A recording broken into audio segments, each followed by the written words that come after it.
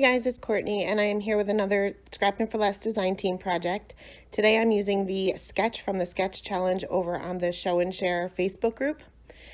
And I'll be using the Wild and Free mini kit that Teresa sells in the store. And I'm starting off with two of the pieces of the pattern paper. I'm using a wonky stitched circle die for one and a wonky stitched rectangle die for the other. And we'll start off with the circle.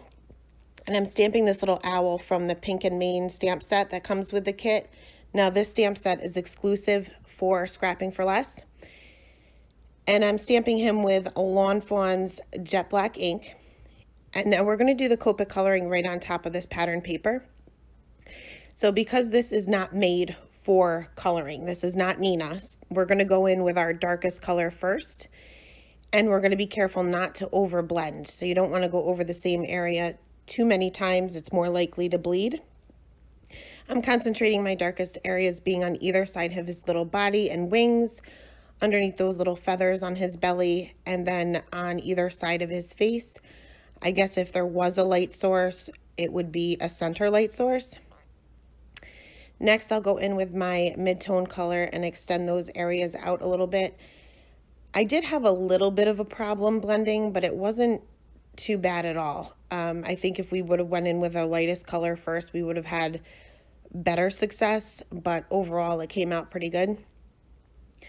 Last, I'll go over the entire area with my lightest color.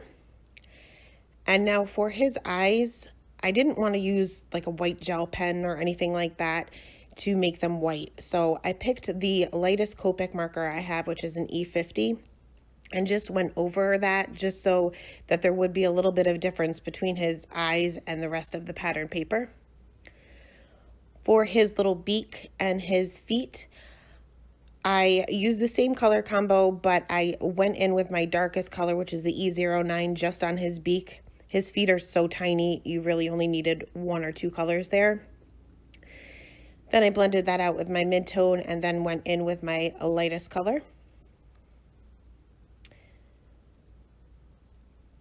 Next, I took the leftover paper, that wood grain paper, and I'll be stamping my sentiment here from that same stamp set.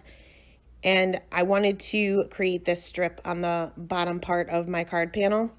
So I'm going to use my VersaFine Onyx Black ink and clear embossing powder. I'm stamping this towards the center just so that my sentiment will be centered once I pop that on my card panel. Make sure that you treat your paper with your anti-static tool just so that any stray embossing powder doesn't stick out and it isn't visible.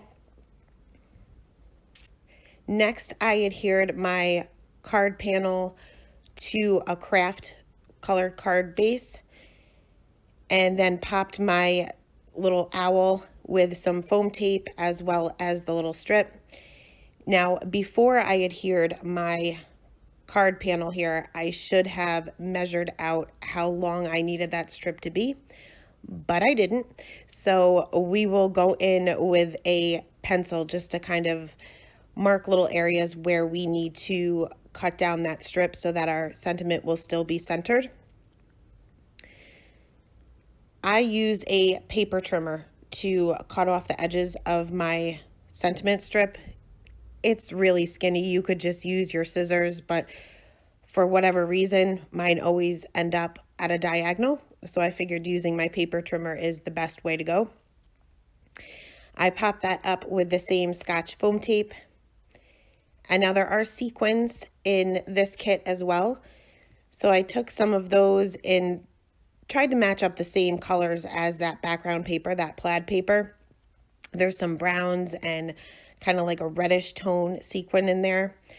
So I scattered those throughout, put a few on the top, a few underneath the little owl, and adhered those down with my glossy accents.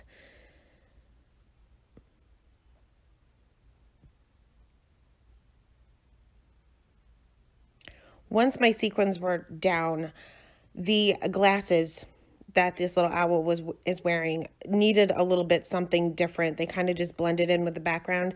So I decided to use my Nuvo Sparkle pen just to add a little bit of shimmer.